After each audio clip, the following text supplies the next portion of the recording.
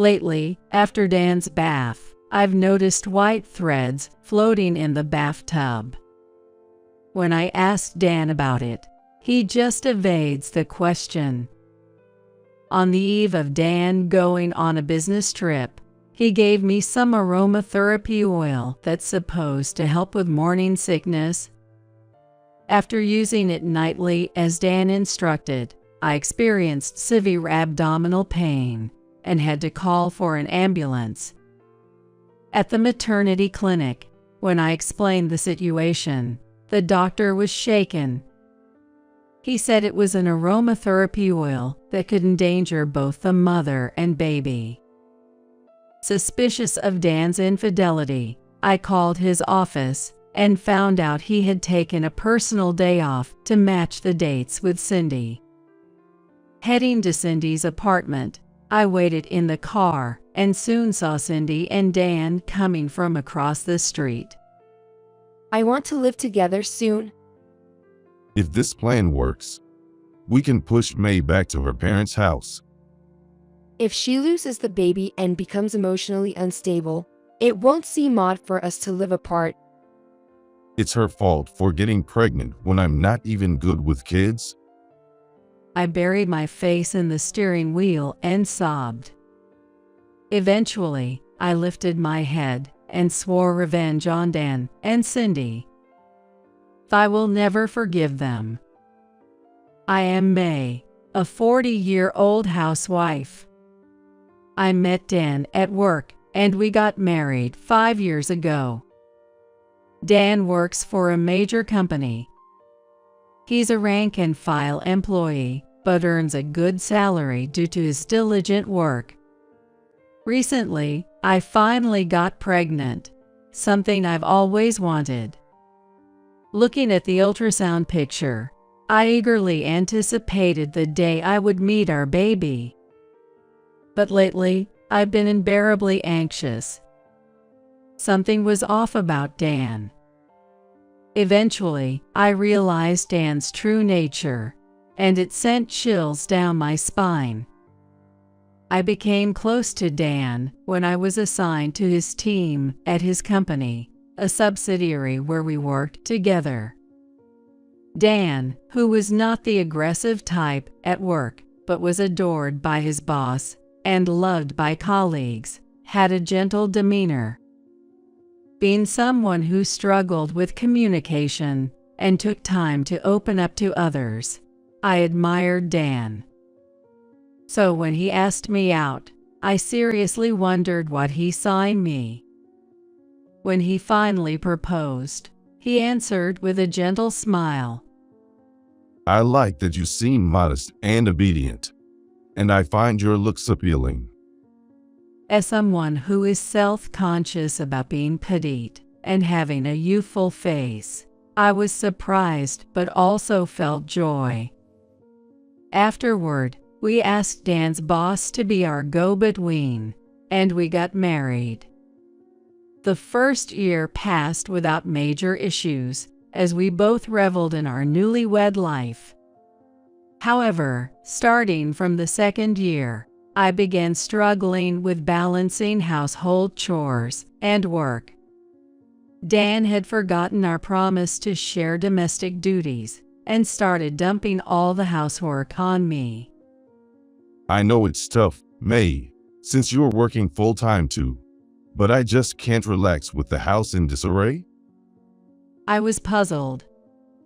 I kept up with the dishes and laundry diligently. It was just that I couldn't find the time to vacuum every day, leaving a bit of dust in the corners of the room. I wipe everything with cleaning wipes every day. We live in an apartment, and it would be bothersome to others if I vacuum early in the morning or late at night. Yeah, I get that, but I like things clean. It just doesn't feel comfortable for me. Despite saying this, Dan's study was always a mess. He told me not to enter his study, so I only peeked from the hallway. During that time, I was horrified by the sight of his completely cluttered room. The room was so cluttered with empty snack bags, liquor cans, and car magazines that there was hardly any place to step. His desk at work is tidy because he cares about appearances. Dan's complaints continued. The meals have been pretty simple lately. You're just reheating pre-made stuff. I want freshly made food, but this feels no different from ready-made meals. I was astonished. He compared the meals I prepared during the weekends to ready-made meals. Look, keeping the house spotless, cooking fresh meals all the time, and working full-time. That's impossible without hiring a housekeeper. Then why don't you quit your job? Dan said that coolly. But what about? You could just become a full-time homemaker. I'll work more to make up for it. A wave of anxiety swept over me. What if we have a child in the future and the education costs exceed our budget? While I was hesitating for an answer, Dan looked into my face and smiled kindly. I'm worried about your body. It hurts to see you go limp every day. Dan, Please, become a homemaker for me. I was proud of my job. I enjoyed my work environment and wanted to continue until retirement if possible, but I didn't want to cause Dan worry. After much hesitation and regretfully bidding farewell by my colleagues and boss, I resigned. I've always been shy and take time to warm up to others. But once I get close to someone, I tend to have deep and long-lasting relationships. That's why I vowed to always cherish Dan, whom I became involved with. Dan also treated me with care. However, as soon as I became a full-time homemaker and started depending on Dan's income, he began to adopt an intimidating attitude towards me. Really? The orthopedic clinic changed doctors? Yes, it used to be a female doctor.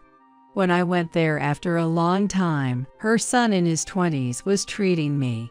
He took over as the head of the clinic because his mother retired.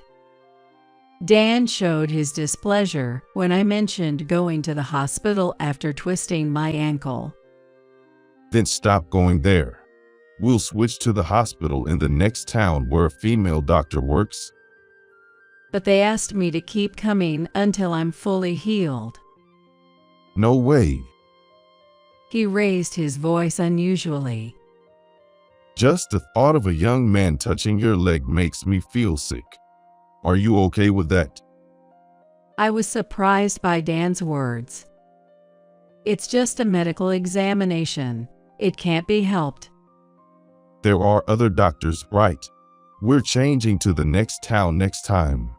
Otherwise, I'll stop giving you money for the visits. Reluctantly, I switched to a hospital in the next town to appease Dan's jealousy. I didn't realize he was this jealous. I laughed to myself, but it gradually became no laughing matter. The next thing Dan complained about was my regular hair salon. When I mentioned that my stylist was going on maternity leave and I would be seen by a male hairstylist next, Dan secretly visited the salon and then started nitpicking. That guy is no good. Paying $50 for such a haircut is a ripoff. Why don't you change to someone else? I was taken aback, but calmly explained. That's the going rate around here. He's well regarded among people I know. How so? He's just popular for his looks. He must be hitting on his clients. Don't say that. He has a wife and kids. Then it's cheating. Dan sneered. Just thinking of that guy touching your hair with his sleazy hands makes me so frustrated I can't sleep at night. What? It's just a haircut. Stop making a fuss. Despite my protest, I eventually switched to another salon because he wouldn't stop complaining. Dan began to find fault even with me just going out briefly. It's odd for a housewife to be out and about all the time. You should devote more to me. What are you talking about? I do all the housework properly. I didn't quit my job just to be cooped up at home all day. Hey, if I want to go back to work, maybe part-time would be manageable. No way. Dan flatly refused. The housework would surely suffer. I'm supporting us. So what's there to be dissatisfied about? I was speechless at Dan's frowning face. When I confided in my college friend, Tanya, she was also astonished. Tanya works in the HR department at Dan's company. Dan listens to us at work and never shows disdain towards women, but I see he's different in private.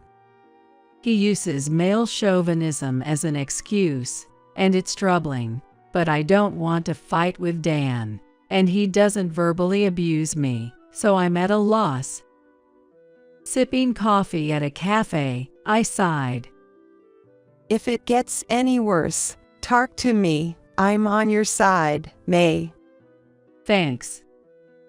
I replied with a smile, but I gradually became reluctant to go out and started to spend my days feeling depressed. One day, after feeling unwell for a while, I tried a pregnancy test, and it turned out positive. I couldn't help but cry out in the bathroom. I was so happy I cried, having almost given up hope due to my age. When I told Dan upon his return home, he momentarily tensed up before smiling. Really? I can't believe it. Me neither. I'll get it checked at the hospital tomorrow. I'll make sure to go to a place with a female doctor. When should we tell your parents? Let's wait until it's stable. Right. We don't know yet if everything will be okay. His words troubled me, but they were true. For now, I'll focus on having a healthy baby. However, contrary to my excitement, Dan seemed unwelcoming of the pregnancy. He had always said he was not fond of children and had agreed that we would give up if natural conception didn't happen. But I hoped his feelings would change now that we were expecting. There are plenty of people who say they don't like kids, but love their own. So I casually brought up the topic every day, hoping to make the reality of our baby feel more real to him. Nova, Halora, Freya. Modern names are so stylish, aren't they? Unisex names seem to be the trend. I continued speaking, undeterred by Dan, who was absorbed in his phone. What kind of names do you like, Dan?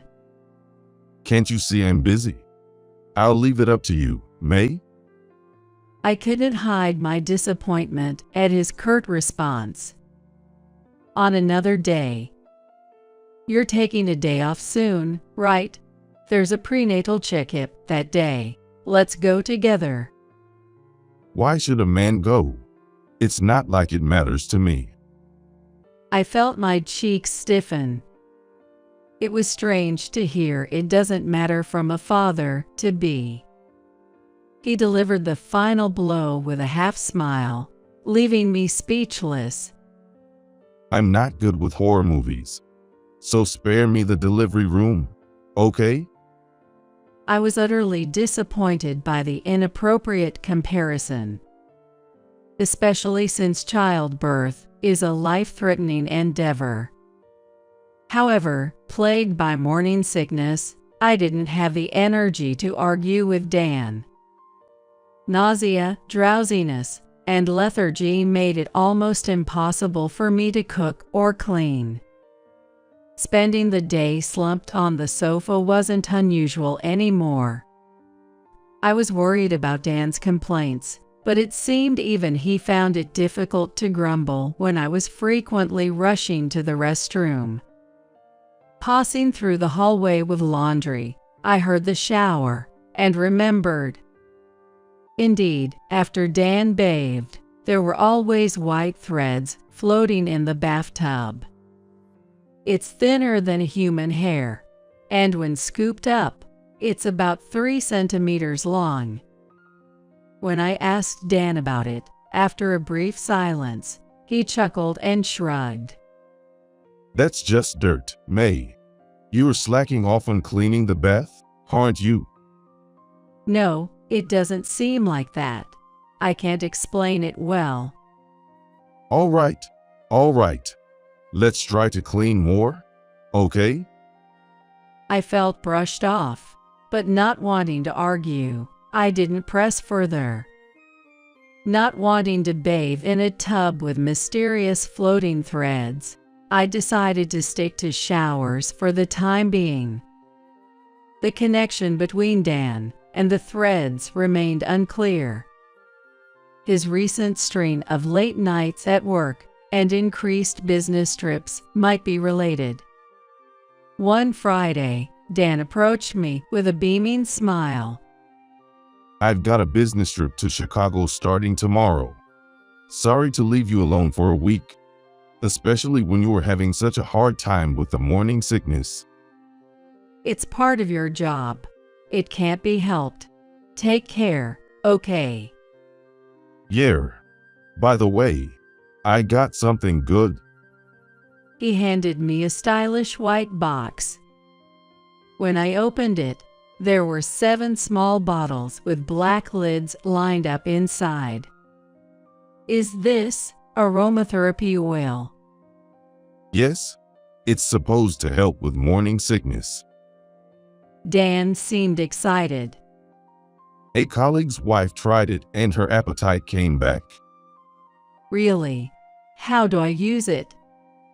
Add it to the bath water. It's effective as an aromatherapy bath. I asked for the instructions and wrote them down, so use it like this. I'm not fond of artificial scents and usually stay away from aromatherapy oils and incense.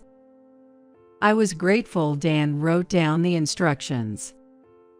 While reading the note, Dan stressed seriously. Make sure you do it every day. For your sake, and the baby's as well. Got it. Thank your colleague for me. From the day Dan left on his business trip, I took an aromatherapy bath every night. Not seeing any white threads, I felt safe soaking in the water. Let's see, 1 bottle per 200 liters of water. That's quite a lot. As I poured it into the bathtub, a potent fragrance wafted up with the steam. It seemed relaxing and likely beneficial for the baby as well. There were no immediate effects, but perhaps my appetite would be back by the time Dan returned from his trip. I continued using it, feeling hopeful, and reached the 5th day. During the bath, I suddenly felt a dull pain in my lower abdomen. Initially dismissing it as constipation, the pain intensified. Moaning in pain, I changed into my home clothes and called an ambulance. I was crushed by the fear that something might have happened to the baby. I informed them I was pregnant and asked to be taken to my regular maternity clinic. As I tried to explain my condition to the female head doctor, she crinkled her nose. Did you put any bath additives in your water? I've been taking aromatherapy baths. The doctor frowned. My husband got it from a colleague. It's supposed to be good for morning sickness. I don't know if it's related to the abdominal pain, so I brought it with me just in case. When I handed over the note and the bottle of aromatherapy oil my husband had given me, the doctor's face changed, and she started trembling. "Doctor, Did you use this daily in an enclosed bathroom? yes." After a moment of hesitation, the doctor told me in a firm voice, The herb used in this aromatherapy oil can cause uterine contractions. It's strictly forbidden for pregnant women. It could have caused a miscarriage. Everything went dark before my eyes. I felt faint but managed to stay conscious and urgently requested an examination. Fortunately, the baby was safe. I was told that my body should recover with some rest. I stayed in the hospital overnight and returned home by taxi the next morning. Back home, I still couldn't believe it. I had used the oil exactly as Dan had told me, and yet it had almost endangered our baby. I felt an urgent need to confront him with my anger. Waiting for his lunch break, I called Dan's mobile, but it just kept ringing. A bad feeling suddenly crossed my mind. His recent aloof behavior, the sudden increase in overtime and business trips, and now this incident. I had heard that many husbands cheat during their wife's pregnancy. Deciding to check with Tanya, I called her mobile. "Sorry to bother you during your break, but listen." Tanya gasped on the other end of the line. So you're in a place with signal now. "What are you talking about?" Aren't you supposed to be feeling sick from morning sickness and staying at your parents' place? I heard it's in the countryside with poor signal, so I held back from sending messages. Since Dan is with you, I thought it would be okay. "I'm at home." What do you mean? I heard Dan is on a business trip to Chicago. I could hear Tanya sighing. He must have wanted to prevent me from contacting you, perhaps fearing his affair would be exposed. That's what it is. Hey, is there a female employee who took time off during the same period? Let me check. Oh, it's Cindy from the accounting department. Should I give you her address? Yes, please. My anger outweighed my shock. I was sure Dan was there. I hung up and drove to the address Tanya had given me. I forgot my nausea in the heat of my anger. I parked my car where I could see the front entrance of the apartment building and waited for Dan and Cindy to appear. My car was common enough that I wasn't worried about being noticed while lying in wait. After about an hour, a couple holding hands approached from the other side of the street. Dan was with a woman with flashy makeup. She must be Cindy. Dan, carrying a heavy eco bag, looked visibly thrilled. Looking at him ignited a fiery anger in me. He was brazenly having an affair after putting me through such a hellish ordeal. It's like we're newlyweds. It's so fun. Cindy's shrill voice could easily be heard down the street. I can't wait to live with you, Dan. If this plan works, we can push May back to her parents' house. Divorce is tricky, but separation should be safe. Cindy agreed with Dan's smug assertion. If she loses the baby and becomes emotionally unstable, it won't seem odd for you both to live apart. You're so smart. It's her fault for getting pregnant when I'm not good with kids. Even after they disappeared into the apartment, I sat there stunned for a while. Then, intense rage surged from within. Tears overflowed from my eyes before I realized it.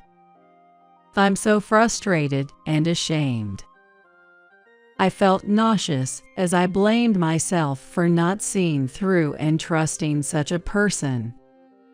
Leaning over the steering wheel, I sobbed. Eventually, lifting my head, I gritted my teeth and vowed revenge on Dan and Cindy. Dan and Cindy, I will never forgive you. 2 days later.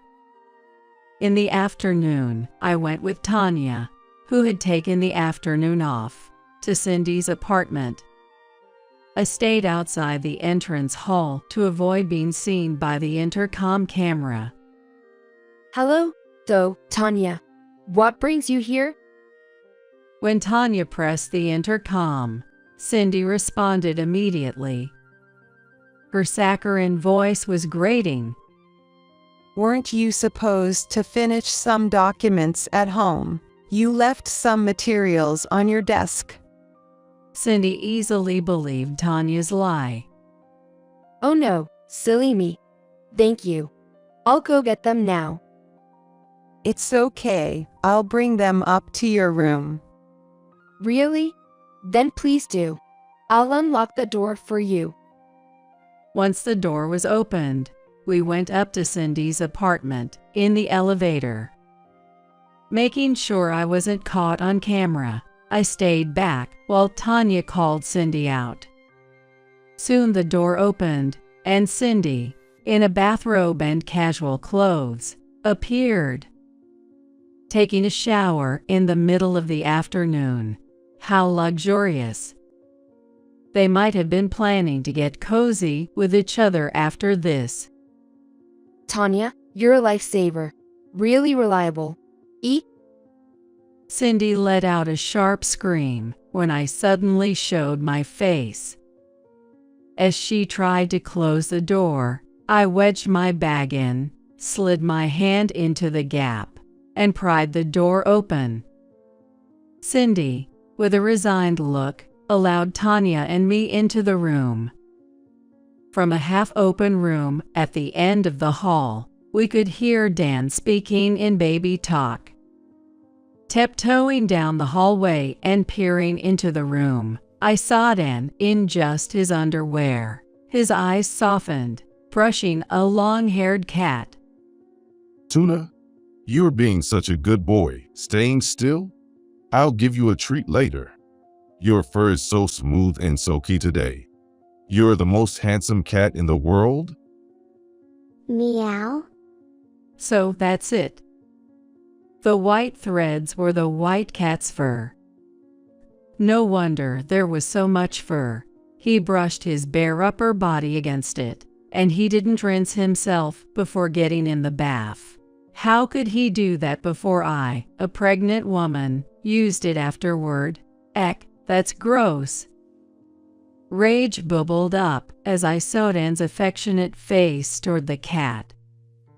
He cared more for his affair partner's cat than for our unborn child. The cat was the first to notice my resentful gaze. It flinched, looking scared, and ran to a corner of the room. What's wrong, Tuna? Come and play with Daddy. Since when did you become a cat's dad? Or did you get Cindy pregnant too? Dan's eyes widened as I stepped into the living room. Why are you? Dan, you've been careless. Tanya emerged from behind me, causing him to startle. That's right. You and Tanya are friends. Dan exhaled as if in resignation, and Cindy hugged him from behind. Dan, we've been caught. It's okay, Cindy. Leave it to me. His posture, standing there in his underwear, was ridiculous, and I almost laughed at the absurdity of the situation. How are you feeling, May? I've told you countless times how bad the morning sickness is. No, I mean, since you are here, you must be fine. Didn't your wife stop using the aromatherapy oil? Cindy interjected. That's why both the mother and child are healthy. Oh, right. You really should trust your husband more. Cindy smirked, and Dan looked disappointed, which infuriated me even more. I did use it, because I was happy that Dan seemed to care about my well-being. Then I was struck with severe pain and had to call an ambulance. It was almost too late. I shouted, and Cindy interrupted with her sugary tone. What a shame. A baby that daddy doesn't want should just disappear. What? Do you even realize what you've done? You tried to take the lives of me and my baby. That's not true. Dan smirked dismissively. It's not even born yet. So treating it like a person is ridiculous. Or are you even pregnant? You're just saying that to get attention because you sensed I was cheating, right? Exactly. And the morning sickness must be an act, too?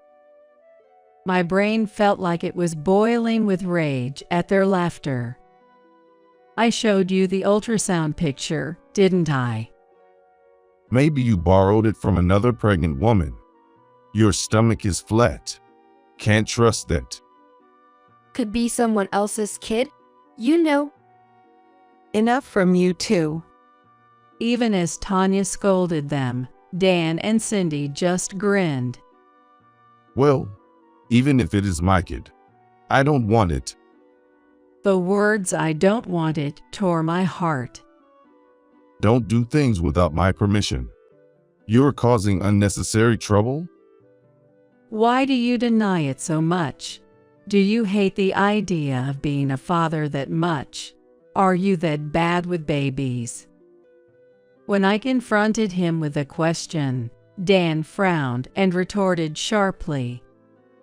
Of course I hate it. Who's going to take care of me when the baby's born? Dan then unleashed a tirade of complaints against me. May, you used to be cute when we got married, but you've gotten ugly with age. Being pregnant makes it unbearable. You become thin, pale, and your skin is rough. No femininity at all. Pointing at me, he continued his rant. It's shameful for you to call yourself my wife while looking like that. I should never have married a 35-year-old woman. And you, Dan, are getting a belly and losing your hair, becoming quite the middle-aged man yourself. Dan completely ignored my comment. And on top of that, all you talk about lately is the baby. Have you forgotten I'm the main one here? As my wife, you should prioritize me. I don't care about the baby in your stomach. I was dumbfounded by Dan's words. They were like those of a child. It was clear that both my unborn child and I would be unhappy with him as a father. Cindy, who had been gleefully listening to Dan's tirade, chimed in. Dan doesn't care about a 40-year-old hag, right? A young beauty like me is what he deserves. Right. It seems he'd be fine with any young and pretty girl. I agreed with a knowing look to Tanya. Tanya then pulled out not documents, but photos from a large envelope she had brought. Cindy watched curiously as the photos were laid out on the living room table. Looking at Dan, his previously arrogant demeanor had vanished, replaced by an awkward expression and visible unease. You know about these girls, right, Cindy? They all work in the same sales department as Dan. What are these? I've gathered some voice evidence. Let's start the fun. Hey, stop it, please. After announcing what she had, Tanya pressed the play button on her phone despite Dan's pleas. I'm secretly dating Dan. Keep it a secret from others. Cindy is already an old lady at 28, so he switched to a young girl like me. Dan told me I'm his ideal woman. We've been dating for 3 months now. He's getting a divorce soon, right? Dan said we should keep our office romance a secret because it would be troublesome if it got out. The trip during his business travel was so fun. As Cindy's eyes narrowed with increasing anger, Dan looked surprised. Tanya, how do you know I'm dating these girls?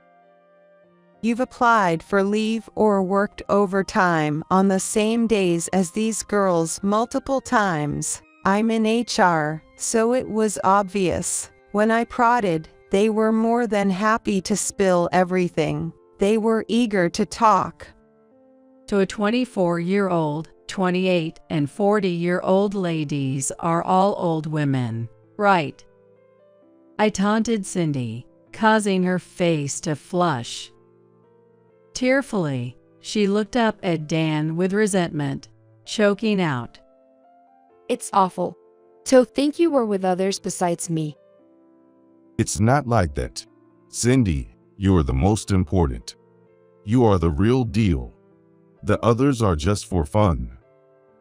Dan became flustered and started making excuses. Look, a man needs a break, right? I can be kind to you, Cindy, because I let off steam with other women. You like to kind me, don't you? It was nauseating. Instead of making a bad situation worse with poor excuses, he should have just apologized. Predictably, Cindy became furious. What kind of logic is that? Why are you mad? You're the one I treat the best. Shouldn't you be happy? How dare you? I had no idea you were like this. Cindy was nearly lunging at Dan, screaming and crying, while I watched with a detached gaze. What are you saying? It's because you're this kind of person that you cheat so easily and have no sense of responsibility as a father. You even tried to harm our unborn baby. Cindy stopped crying and looked intently at me. Both of us failed to see the true nature of men. Shut up. Don't lump me in with you. She snapped at me and then turned her anger back towards Dan. Don't think you can do this to me and get away with it. That's my line. You play the victim, but you were complicit in the aromatherapy oil incident, weren't you? I told Cindy in a stern tone. I've already reported it to the police. Both of you will be arrested for assault. Prepare yourselves. And I recorded all of today's confessions as evidence. Dan looked at me with panic. Arrest. You'd turn your husband into the police. If you do that, your baby's father will be a criminal? Hospitals have a duty to report. I think the clinic director already did. And don't worry, I'll be divorcing you. After exchanging a glance with Dan, Cindy started to defend herself vehemently. I had nothing to do with it. Dan was the one who planned and executed everything. Come on. When I complained about my nagging wife, you were the one who suggested using aromatherapy oil to make her ill and drive her out. What? You got tired of her but said divorce was too complicated. You're the one who came to me asking for a way out. Being able to come up with the aromatherapy idea. Oh, what a scary woman. Do you perhaps have a criminal record? That's rich? Og, you're the worst. I only went along with that because you said it would be fine. Then you cheated on me and got caught so easily. I should never have gotten involved with you. Dan clicked his tongue as Cindy resumed her hysterics. How annoying. Women think they can get away with anything by crying. Stupid creatures. Then someone ran the intercom. Right on time. Please come in. Tanya answered cheerfully, causing Dan to ask suspiciously. A visitor? Yes, our department head, Nicholas. Cindy instantly stopped crying. Nicholas? I live-streamed our conversation to the company group chat. Then he decided to come over right away. Dan's face drained of color. Understandably so. The department head had acted as the mediator at our wedding.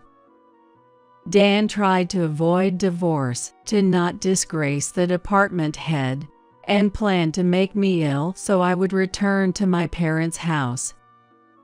Ignoring the flustered Dan, Tanya let the department head in.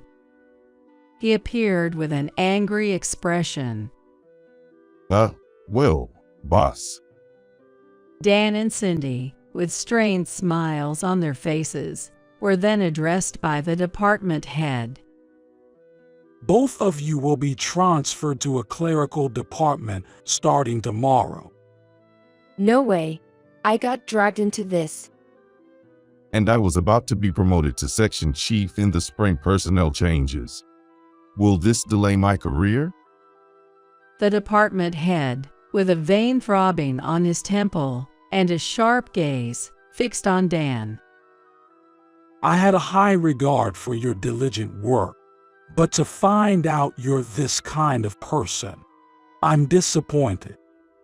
Nicholas, it's all her fault. I didn't want a child. She got pregnant on her own. Dan pleaded with tearful eyes, but the department head gave him a frosty glance. Rather than thinking about promotion, you should consider yourself a candidate for termination. If the company's performance declines, you too will be the first to be let go. Do your best to avoid that. After being dismissed, Dan's expression turned to one of despair. The department head turned to face me and apologized sincerely. I'm sorry for the trouble caused by my subordinates. I will ensure they take full responsibility. Please don't hesitate to speak up if you need me to give a statement. I should be the one apologizing for the inconvenience caused. I apologized to him in return. Dan and Cindy were slumped on the floor, their heads hanging low. I marveled at their audacity, wondering if they truly believed they could treat me so poorly and continue to live peacefully as before. Their brazenness was astounding. I'm preparing to return to my parents' home with Tanya's help. Dan, send the divorce papers there. I will make claims for alimony and child support through a lawyer.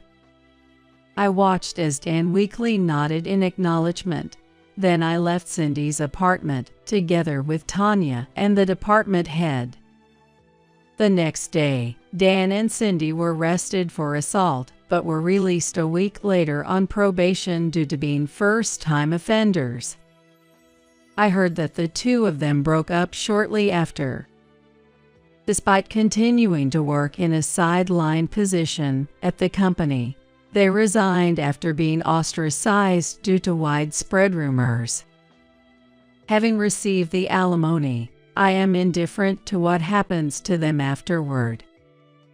While Cindy's whereabouts became unknown, Dan, disowned by his parents, resorted to multiple part-time jobs to get by. Tanya mentioned seeing Dan in the city, looking shabby and nothing like his former self at his previous company. My ex-in-laws, upon learning of the incident, traveled from the countryside to apologize to me. I had always been treated well by them and held no resentment toward them. When my daughter was born recently, I cried tears of joy. So I plan to visit my ex-in-laws with her during holidays like summer vacation and Christmas. If she ever wants to meet her father as she grows up, I'll consider accompanying her under certain conditions to fulfill her wish. Seeing my daughter's innocent smile makes me pity Dan for saying he didn't want such a lovely child. Being a mother is challenging, but I feel deeply fortunate to be her mother. I want to continue watching her grow, surrounded by people who love her.